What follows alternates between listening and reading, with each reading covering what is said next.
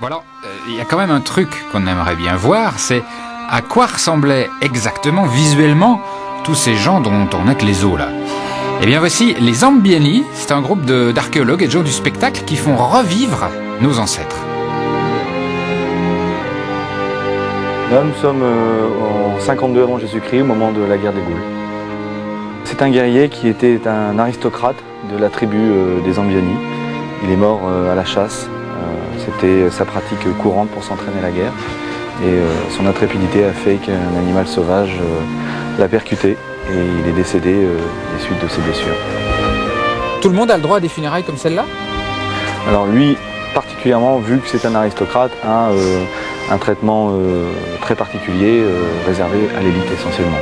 Le reste de la population n'est pas du tout traité de la même manière.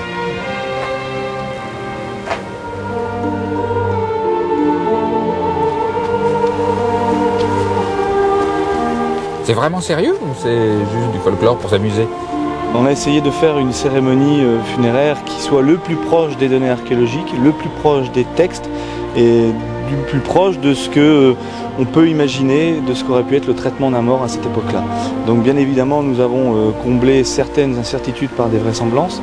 Maintenant ce n'est pas du folklore, hein, puisque tout le matériel qui est là a été fidèlement reconstitué.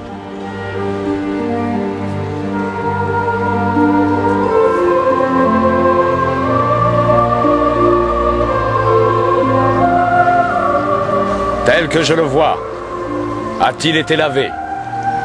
Oui, Sagios. Le Vatalegnos l'a baigné dans les eaux de Samara, la divinité de notre rivière, selon les rites, pour qu'aucune impureté n'accompagne son corps.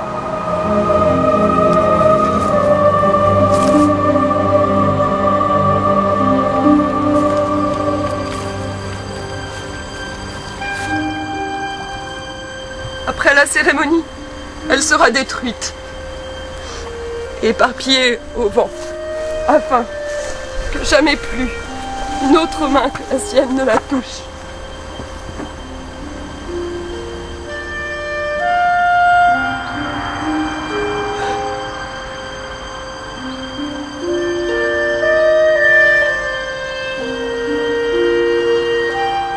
Vous travaillez à partir de données archéologiques très précises.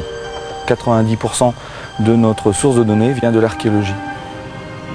Et il est où l'archéologue de la bande? En fait, le mort ici présent est un archéologue de l'INRAP. C'est Denis Maréchal qui fait le mort pour nous régulièrement et qui le fait très bien, vous pouvez le voir. Hein, Denis? C'est très sérieux ces reconstitutions ou pas du tout? Si, très sérieux. Hein. Vous avez le droit de parler, on vous entend. Oui, tout à fait. Non, c'est très sérieux parce que effectivement c'est l'intérêt justement de participer à l'association, c'est aussi de tester en conditions et puis sur le terrain ce qu'on trouve en fouille justement.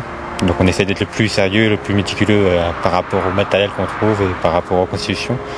Et justement le test en conditions quasiment. Et du coup ça fait avancer l'archéologie.